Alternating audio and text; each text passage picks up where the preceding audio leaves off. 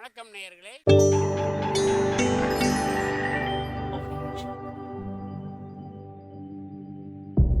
மகிழ்ச்சிக்கோர் தென்கட்சி என்ற அலைவரிசையில்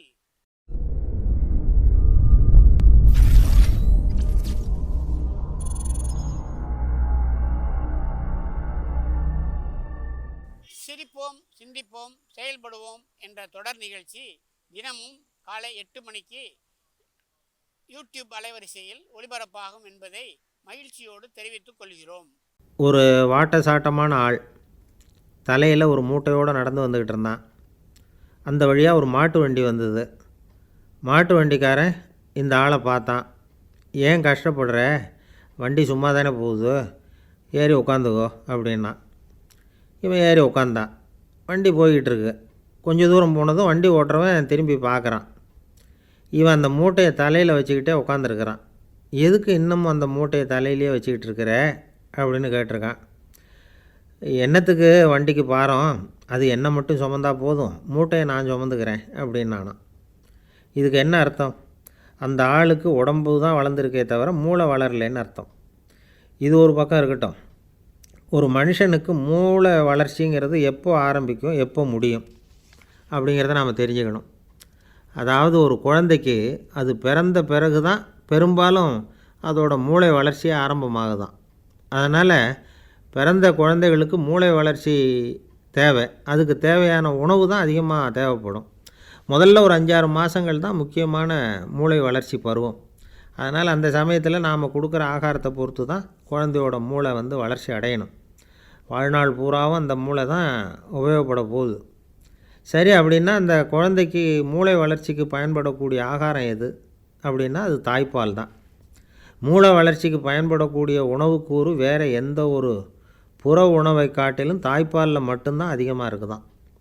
மற்ற உணவுகளில் அது ரொம்ப குறைச்சலாக இருக்குதான். அது மட்டும் இல்லை, மற்ற உணவுப் பொருள்களை செரித்து பயன்படுத்தி கொள்ளக்கூடிய சக்தியும் அந்த பிறந்த குழந்தைகிட்ட கிடையாது. இப்போ மாடு எப்படி தெரியுமா, பிறக்கும் பொழுதே போதுமான மூளை வளர்ச்சியோடு அது பிறந்துடுது. அது மட்டும் இல்லை, எல்லா விலங்குகளுமே அப்படி தான். அதனால தான் அது பிறந்த உடனே மூளை வளர்ச்சிக்குன்னு முக்கியமான உணவு எதுவும் அதுக்கு தேவைப்படுறதில்ல. அந்த சிறப்பு அதோட தாய்கிட்டேருந்து வரக்கூடிய பால்லையும் கூட இல்லை. அதாவது இயற்கை அமைப்பே அப்படி தான். அந்த பாலை, அதாவது கன்றுக்குட்டியின் மூளை வளர்ச்சிக்காக கூட பயன்படாத அந்த பாலை, மாட்டுப்பாலை, மூளை வளர்ச்சிக்குன்னு சொல்லி தாய்ப்பாலையே நம்பி இருக்கிற குழந்தைக்கு கொடுக்கும் பொழுது அது எவ்வளவு கொடுமையான விஷயம். குழந்தை ஏமாத்துறது மாதிரி இது. இன்னொரு முக்கியமான விஷயம் என்னென்னா, ஒரு மனுஷன் பிறக்கிறப்போ 3 கிலோ, ஒரு 15 வருஷத்துக்கு அப்புறம் பார்த்திங்கன்னா 60 கிலோ இருக்கான். ஆனால் ஒரு கன்றுக்குட்டி அப்படி இல்லை, பிறக்கிறப்போ 40 கிலோ இருக்குது. 2 வருஷத்துக்குள்ளேயே 600 கிலோ எடையுள்ள முழு மாடாக ஆகிடுது. இனவிருத்திக்கும் அது தயாராகிடுது. அதனால் மாட்டுப்பாலில் மூளை வளர்ச்சிக்கு தேவையான கூறுகள் இல்லையே தவிர உடல் வளர்ச்சிக்கும் பாலியல் தொடர்பான வளர்ச்சிக்கும் தேவையான எல்லாம் அதில் நிறைய இருக்குது. அதனால் மாட்டுப்பாலை பிறந்த குழந்தைக்கு கொடுக்கும் பொழுது மூளை வளர்ச்சிக்கு பதிலாக மற்ற வளர்ச்சிகள் தான் அதிகமாகிடுது. தாய்ப்பாலை பூராவும் புறக்கணித்தா கூட இப்படி ஆகிடும். கொஞ்சம் கொஞ்சம் மாட்டுப்பாலை கொடுத்தாலும் இப்படி ஆகிடுது. இதெல்லாம் புள்ளி விவரங்கள் தெரிவிக்கிற தகவல்கள்.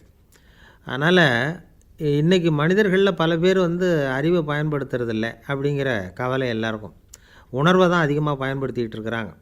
இதுக்கு காரணம் பிறந்த 5-6 மாதங்களுக்கு தாய்ப்பால் கிடைக்காம போகிறது தானா. இது ஒரு முக்கியமான அறிவியல் உண்மை. இதை எல்லோரும் கொஞ்சம் மனசில் வச்சுக்கணும். ஒருத்தர் ரொம்ப பெருமையாக சொன்னார், நான் சின்ன பையனாக இருக்கும் பொழுது எங்கள் அப்பா என்னை கண்ணுக்குட்டின்னு தான் கூப்பிடுவார் அப்படின்னார். இப்போ எப்படி கூப்பிடுறாருன்னு கேட்டோம்.